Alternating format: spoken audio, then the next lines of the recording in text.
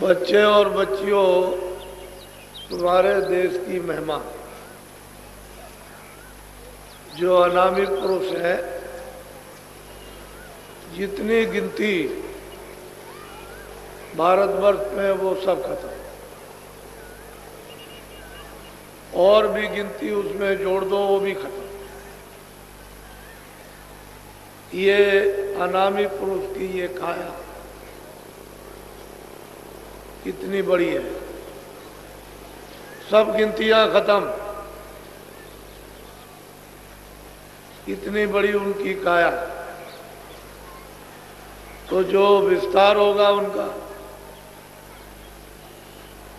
वो बहुत बड़ा हो, उसी से कितने ईश्वर, कितने ब्रह्म, कितने पार ब्रह्म, कितने महाकाल, ये सब उसी के पैदा किए हुए। जितनी जीवात्माएं खचाखच, कोई भी रेशा बगैर जीवात्माओं के सुरतों के कहीं दिखाई देता नहीं, खचाखच उन लोकों में भरा हुआ अथाह सागर।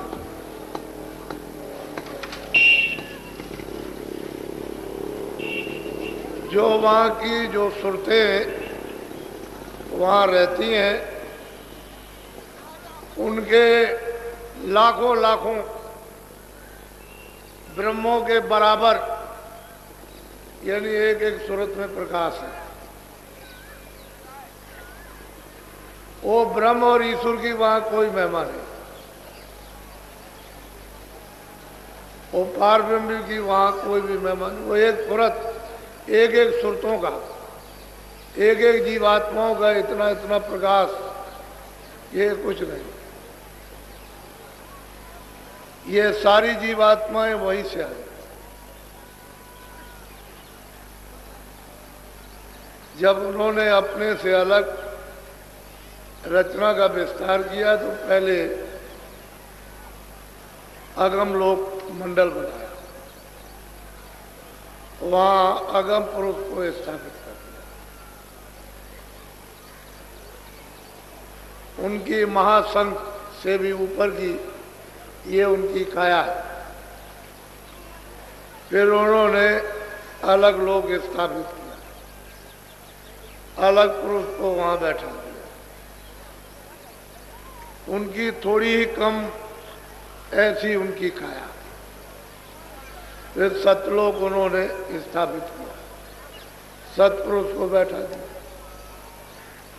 ये अनामी पुरुष ने ये तीनों लोगों की अपनी स्वेच्छा से स्थापित, और वो तीनों लोग एक रस है, एक रूप है, एक रस है, स्थिर है, अस्थायी है, परिवर्तनशील नहीं। सतलोक से, सतपुरुष से ये विस्तार है। तो जितनी जीवात्माएं सतलोक में खचाखच भरी हुई हैं, वो सब लाखों लाखों एक सूरत ब्रह्म की हस्ती। ब्रह्म में कोई हस्ती नहीं, ईश्वर में कुछ नहीं। ये तो वहां का खेल होता। फौरन उड़ी, और उन्होंने इतने देखते देखते एक पलक के मारते इतने बड़े बड़े महल बना दिए कि खरबों योजन ऊंची। उस देश की अर्वचनीय महिमा, ये सब जीवात्माएं वहीं से लाई गई। सतपुरुष ने जब अपने से ईश्वर ब्रह्म और पार ब्रह्म महापाल पुरुष को अलग किया मंडल बनाकर, तो इन सब लोगों ने अपने अपने मंडलों में तपस्या की, और ये लिखन पढ़न का काम नहीं है। जितनी स्याही समुद्र में बनाओ बन रहा है कि कल में पत्तों की बना लो पृथ्वी को कागज, इतने दिनों तक आप उस पर लिखो ये सब खत्म। इतने दिनों तक इन्होंने तपस्या की। ईश्वर ने जिसको खुदा कहते हैं, ब्रह्म ने जिसको रब कहते हैं, पार ब्रह्म ने जिसको अल्लाह कहते हैं, महाकाल पुरुष ने सबने तपस्या की घना घोर और सत्पुरुष को खुश करने कि हमसे प्रसन्न हो जाए।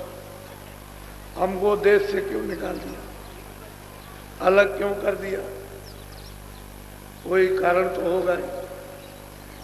अब वो तो उनकी मौज मर्जी की बात। इतने दिनों तक ये तप करते रहे, तब वो उसके बाद सत्पुरुष इनसे प्रसन्न हुए कि तुम्हारी तपस्या पूरी हुई, हम तुमसे खुश हैं, बोलो तुम क्या चाहते। फिर उन्होंने सतलोक के समान राज मांगा कि जैसा आप, इनको मालूम हो गया था कि मुझको निकाल दिया, तो राज मांगा कि आपके राज के समान ही हमको राज। तो मौज मर्जी सत्पुरुष की थी। उन्होंने मतलब ये चाहे मस्त। तो जीवात्माओं के बगैर, सुरतों के बगैर यहाँ कोई रचना नहीं हो सकती किसी भी मंडल में। जब वो सुरतें आएंगी तभी रचना बैठेगी। वैसे तो जीवात्माओं का भंडार एक छोटा सा सब लोगों में सत्पुरुष ने तकसीम कर दे। वो तो अथाह सागर है, उसके लिए क्या, उसमें से जरा सा दे दिया। उसमें अथाह सागर भरा हुआ, उसका तो कोई पारावार नहीं।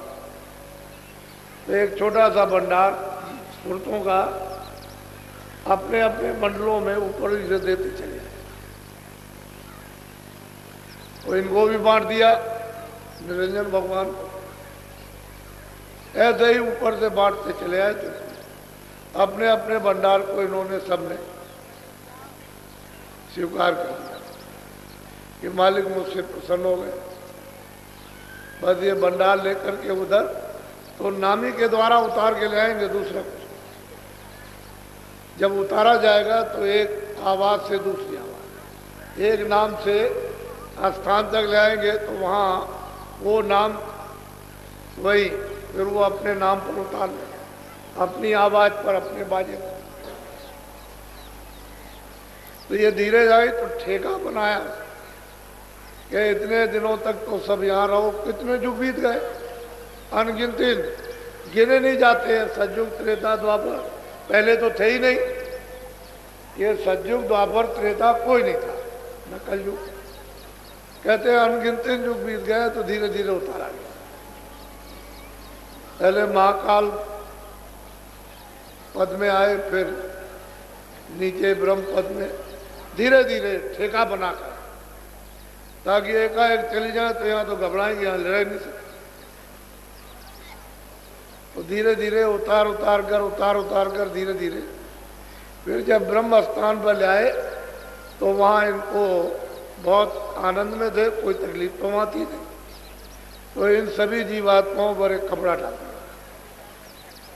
बहुत बारीक लतीफ। लतीफ कहते हैं झीना, शब्द, स्पर्श, रूप, रस, गंध, ताकि इनको इन चीजों का बोध हो जाए। शब्द का भी बोध हो जाए, रूप का भी बोध हो जाए, स्पर्श का भी बोध, गंध का भी बोध हो जाए, यानी पांचों चीजों का बोध हो।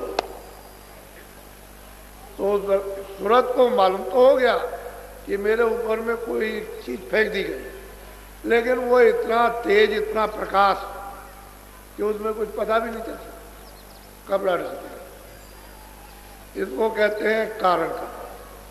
यही से कारण बीज बनेगा। शब्द, स्पर्श, रूप। पहले तो सूरत शब्द रूप थी, वो तो स्वयं ही शब्द रूप थी। उसको तो उससे तो दूसरे ही यानी अनुभव करते थे। तो जब यहाँ कपड़ा डाल दिया, धीरे धीरे धीरे धीरे शब्द, स्पर्श, रूप, रस, गंध, बहुत ऊंचाइयों तक। ये वहां के कितने युग बीत जाए, यहाँ के नहीं, तब तक वहां वो रहे। फिर नीचे उतारा गया तो वो जो मसाला था वो नीचे मोटा बनेगा, तो सूक्ष्म जब निरंजन भगवान के स्थान पर आए तो वहाँ एक है उससे थोड़ा मोटा प्रकाश, वहाँ भी है, वहाँ भी कोई अंधेरा नहीं है, तो मोटा कपड़ा डाल दिया, बहुत वो भी बारीक। शब्द स्पर्श रूप रसगंध और मन बुद्धि चित्त और अहंकार, बस 9 तत्व। ऊपर 5 तत्वों का नेतृत्व। ये मंडल है इनके, ब्रह्म के और ईश्वर के अलग अलग। ईश्वर का मंडल अलग है और ब्रह्म का अलग, अलग अलग मंडल है इनके, बहुत बड़े बड़े। उन मंडलों में कितनी त्रिलोकियां, कितने लोग हैं वो गिने नहीं जा सकते, इतने बड़े बड़े मंडल। तो जब यहाँ बहुत मुद्दतों तक रखा, फिर धीरे से नीचे उतारा, तो आद्या मां शक्ति ने इन पर उससे मोटा कपड़ा डाल दिया, थोड़ा सा मोटा, उसको कहते हैं लिंग से। जैसे स्वर्ग वैकुंठ में तो 9 तत्वों का कपड़ा डाला, 10 इंद्रियां, चतुसंताकरण, मन बुद्धि चित्त और अहंकार, और 3 गुण, रजोगुण तमोगुण सतोगुण। अब वो देखिए कि वो कारण शरीर तो सूक्ष्म में चला गया और सूक्ष्म शरीर लिंग में चला गया, और फिर उसके बाद में जब यहाँ उतारा मृतलोक में, उसी आवाज के द्वारा, बाजों के द्वारा, तो जीवात्माओं को यहाँ ले आए। तो सबसे नीचे वाली आवाज है घंटा से, इसको पकड़ के जब यहाँ उतारा गया तो माँ के पेट में खोल तैयार करके, और उन्होंने जब 5 महीने का हो गया तो सूरत को दोनों आंखों के बीचों बीच उस खोल में बैठा दिया। तो ये खोल क्या? 5 तत्वों का, जल पृथ्वी अग्नि वायु आकाश, ये तो 5 का हो गया। उसके अंदर वाला 9 तत्वों का हो गया। फिर उसके अंदर जो है वो इसके ये 5 तत्वों का लिंग शरीर 17 तत्वों का, फिर उसके अंदर 9 तत्वों का शरीर, फिर उसके अंदर 5 तत्वों का। अब इस तरह से इसने कपड़ा पहन रखा है। अब इसको अगर कोई नहीं जानेगा तो इसका कपड़ा कोई उतार नहीं सकता, ये आभूषण है उसका। तो इतने कपड़े सूरत ने पहन रखे। उस समय पर कोई बंधन नहीं था। सूरत यहाँ बैठ गई, माँ के पेट में सब सुन रही है, सब देख रही है, कोई आंख बंद नहीं थी। जैसे ही 9 महीने का बच्चा पैदा हुआ तो आंख भी खुली, कान भी है, सब बातें सुन रही है और सब देख रही है और चढ़ती चली जाती है। उसे रोक टोक नहीं है, चढ़ जाती है। इसको उतार दिया, छोड़ दिया, फिर उसने लिंग को उतारा, उसको छोड़ दिया, फिर उसने सूक्ष्म को उतारा, छोड़ दिया, कारण को उतारा, छोड़ दिया, चली जाती। और रोज दरबार में सतलोक में हाजिरी से सब जितनी भी ये सुरतें जीवात्माएं सब रोज जाती थी। उस समय जाने आने का कोई बंधन नहीं। अब इनको कहा गया कि भाई तुम गंदगी ये अपनी छोड़ देना, गंदगी को पास न रखना, वहीं तो जो सुरतें यानी मतलब गंदगी छोड़ दी, सर से निकल गई। इनकी अवध रखी 1 लाख बरस, तो बहुत चली गई वापस, वो कम नहीं गई, बहुत गई। लेकिन जब ये मालूम हुआ कि सब चली जाएंगी तो निरंजन भगवान ने फिर अब इनके लिए रोक टोक खड़ी कर दी। फौरन उन्होंने शक्तियां पैदा करके और उनका जन्म दिलवा दिया और उनको आदेश दे दिया कि जंगल में चले जाओ घोर तपस्या। वो चले गए ब्रह्मा विष्णु महादेव और वहाँ 20,000 वर्ष तप किया। फिर उनको जब समाधि लगाई तो उनको देववाणी हो गई कि तुम चारों वेद विधान बना। बस यही से सब बंधन हो गए। ये कूड़ा कचड़ा, ये सब पाप का पुण्य का, अच्छे का बुरे का, न्याय का न्याय, सत्य असत का, सब ये पड़ेगा। क्योंकि उस समय तो आँख खुली थी, कान खुले थे, रास्ता कुछ बंद नहीं था, नाक भी खुली, जाते थे आते थे। बस इतना ही था कि जा रहे आ रहे अपना घोंसला देखे हुए, फौरन उतर के आए, अपने घोंसले में आ गई। ये उनका घोंसला था, पंचभौतिक शरीर। लेकिन जब अवध पूरी होगी तब चले जाएंगे। तो फिर पीछे से ये झगड़ा लगा दिया। तो जब ये झगड़ा लगाया तो फिर गंदगी इसमें छन करके वो तो कारण लोक में चली गई जमा हो, कुछ सूक्ष्म लोक में गंदगी जमा हो गई, कुछ लिंग लोक में गंदगी जमा हो गई। जो भारी भारी अशुभ कर्म हुए वो मतलब ये कि शरीर में जमा, तो मन और बुद्धि और चित्त और ये सब गंदे हो गए, अंतःकरण गंदा हो गया। फिर वो जीवात्मा जो स्वच्छ और साफ बैठी हुई थी वो गंदी होने लगी। तो इस बार आपने कूड़ा कचरा डाल करके इसको गंदा कर, तो आँख भी बंद हो गई, कान भी बंद हो गए, नाक, क्योंकि ये तो वहाँ लेकर के आई थी। इस बार तो कोई पर्दा था नहीं, तो आँख पर, कान पर, नाक पर, इसमें तो सुधा ये चीज है, वहाँ भी रहेगी तब यही चीज है। तो जो चीज कुदरती है जिसको कोई बना नहीं सकता वो उसके अंदर मौजूद। आँख भी है, कान भी, नाक भी, अब गंदगी पड़ गई, बस यही से बंदा। आज़ादी दे दी, उसने कहा जो भी कोई कर्म करेगा मृतलोक में वो अपने अपने कर्म का फल भोगेगा। अब वो पता ठिकाना तो हम भूल गए, अपने घर में आने का, भाई किस रास्ते से जाएंगे, घर में पहुंचेंगे वो भूल गए। अब यहीं पर लगे झगड़े में, बस यहीं पर बस बस्ती बसाने लगे, इच्छा बसाने लगे, ममता करने लगे, आशा बांधने लगे, बस यही झगड़े।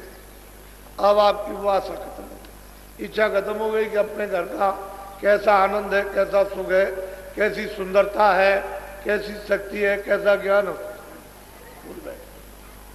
सही बात तो सही है कि ये आपका ये प्रदेश है। और देखो आप 50 वर्ष के हो गए, 60 वर्ष के, 70 वर्ष के तो जाने, और वैसे तो बच्चा आता है जब समय पूरा हो जाता है कर्मानुसार, तो 2 साल का भी चल दिया, 4 साल का भी, 10 साल। लेकिन अगर पूरी आयु आपको मिली है और संभाल के लिए चलोगे तो 50 भी जा सकते हो, 60 भी जा सकते हो और 80 भी जा सकते हो। संयम बिगाड़ दोगे तो पहले ही चले जाओगे, क्योंकि श्वासों की पूंजी खत्म हो जाएगी संयम बिगाड़ने से, तो पहले ही आप इस मकान से खाली कर दिया, चले जाओ।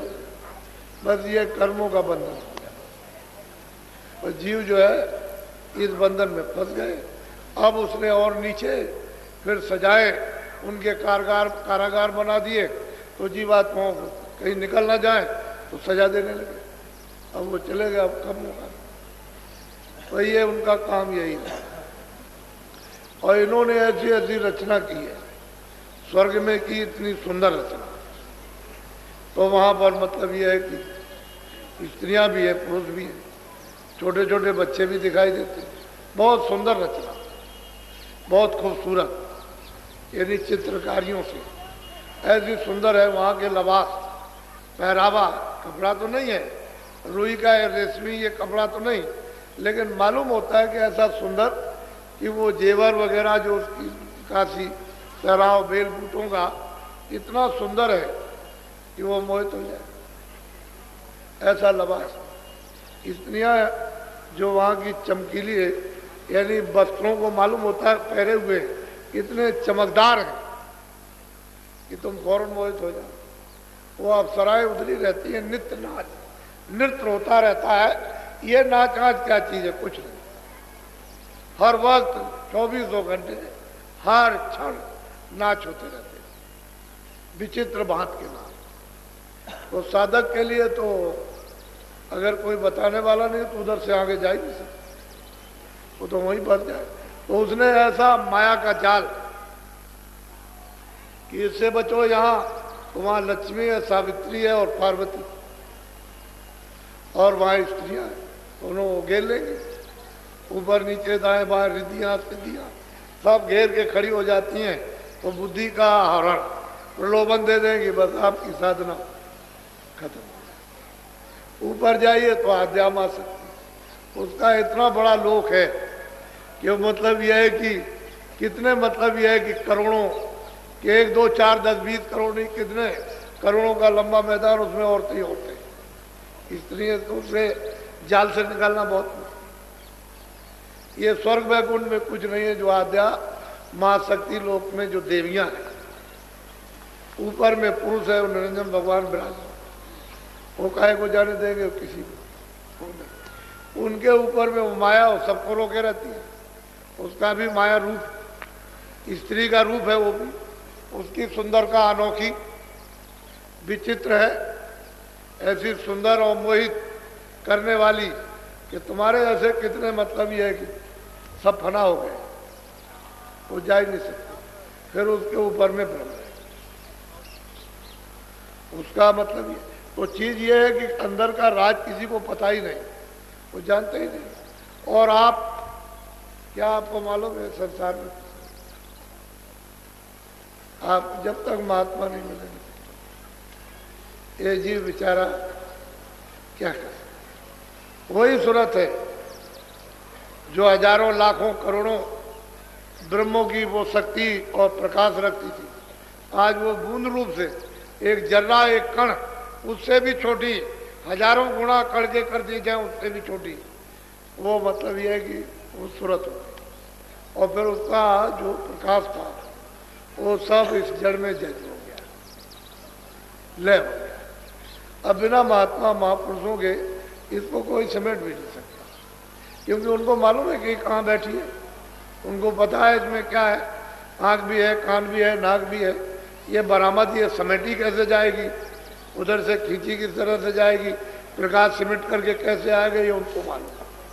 योगी योग करते रहे वो भी बेकार हो, उससे भी कोई लाभ नहीं। प्राणायाम किया नीचे से तो यहाँ आंखों के सामने आएगा वो, फिर यहाँ से ऊपर जाना तो वो मेहनत 60 बरस 70 बरस 80 बरस की बेकार हो गई, क्योंकि यहीं तक आना नीचे से फिर ऊपर जाना। अब संतों महात्माओं ने कलयुग में यहीं से जीवों को ऊपर उठा लिया, ये नाम की डोर को पकड़ो चलो यहीं से, इसमें कोई तकलीफ नहीं, कोई प्राणायाम नहीं करना, कोई शारीरिक तकलीफ नहीं, कोई परित्याग नहीं, कोई मतलब है छोड़ना छाड़ना नहीं, बस अपना सहज जो भी शरीर अच्छा के लिए पहनते हो खाते हो खा, उसमें कोई दिक्कत परेशानी। और सहज में इधर से अपना ध्यान तवज्जो हटाकर उधर लगा दो, बस इधर से पौधा उखाड़ो, इधर जो आपने ख्याल और ध्यान इधर आशा और बासा आपने इधर फैला रखी उसको हटा लीजिए, इधर लगा दीजिए, तो इतने में तो काम बनेगा। बुल्ला साहब थे, उन्होंने किसी ने पूछा कि आपने कैसे भगवान को पाया, कह रहे अरे भाई क्या है, इधर से जैसे मैं पौधा उखाड़ता हूँ और ये इधर लगाता हूँ, जैसे धान उसका पौधा इधर लगाया खेत में, कह लगे भाई इतनी देर में भगवान मिलता है, इधर से ध्यान हटाओ इधर लगा दो, इतने में था। तो कलयुग में इसीलिए तो उन्होंने कहा है कि कलयुग के समान कोई सरल सुलभ भगवान की प्राप्ति के लिए दूसरा जीवों के लिए है ही नहीं, ये सुलभ युग है। फिर इसमें महात्माओं का पदार्थ, ऊपर से सत्पुरुष ने उन संतों को भेजा कि जाओ जीवों को ले आओ, जगा के चिता के समझा के प्यार करके हर तरह से उनके सब सुन के साफ सुथरी करके अच्छी तरह से उनको धो धा के ले आओ। और क्या हो तो प्यारी करते, प्यारी से बता सकते हैं, दूसरा और कुछ नहीं। शक्ति नहीं, शक्ति तो कर सकते, लेकिन वो शक्ति करेंगे तो बदनाम होगा। ये इनमें कालम है तो उनमें दयाल है, कालम का नाम निशान नहीं। तो शक्ति अति कुछ नहीं, प्यार कर, तो प्यार में फंसा लेंगे कहीं, चलो मेरे पीछे पीछे चले आओ, तो ये जीव चला जाएगा, फिर किसी के बस की बात नहीं। फिर और प्यार में उसको फिर सब बंधन टूट जाएंगे, चाहे जितने भी पाप लदे हों उस पर, वो सब धो दिए जाए। वो तो वहाँ धोने की नदी है, फौरन पोर दिया उसमें, बस छटक फटक करके साफ। उधर गए तो उधर देखा क्या है, कौन जा रहा, वो धर्म जरा जगाती है, बैठा हुआ है, तो आवाज लगाई कि तलाशी दे दो, कैसे जा रहे हो, ये टिकट है, ये है टिकट, ये नाम, तो कुछ है कि देख लीजिए। तो देखा उनका चिता, जब कुछ झाड़ा लेगा, क्योंकि वो तो गार्ड जगाती सबका झाड़ा लेता है, जैसे वो डिटेक्टर लग जाता है कि तुम उधर जा रहे हो तो दिखाओ कुछ है तो नहीं तुम्हारे पास, हथियार वगैरह कुछ बम बम, तो तलाशी लेते हैं तो सब जो जाता सब। ऐसे उधर कोई भी जाएगा सब चीज, जब कुछ नहीं निकलेगा कैसे, कुछ नहीं कर सकते। तो आपने तो अभी मतलब ये है कि कहीं गोता लगाया ही नहीं, जाने नहीं कि गोता जीवात्माएं कहाँ लगा के फड़फड़ा करके शुद्ध पवित्र और साफ हो जाती है। तो महात्मा ले जाते हैं, उसमें नदी में बोरा बोर देते हैं कि कर ले स्नान जल्दी से, कलमल के जितने भी कर्म अशुभ शुभ इनको धो डाल जल्दी से। तब ये जीव धोता है, उसमें नहाता है। इनको बेचारों कहाँ का नाम, नदी कहाँ बह रही, कर्मनाशा नदी कहाँ है इन्हें क्या पता। कर्मनाशा नदी है, उसमें स्नान वो महापुरुष कराते हैं। तब ये जीव इस योग होते हैं कि हम आगे चले गए। नहीं कैसे कर्मनाश ना हो तो कौन ले जाएगा।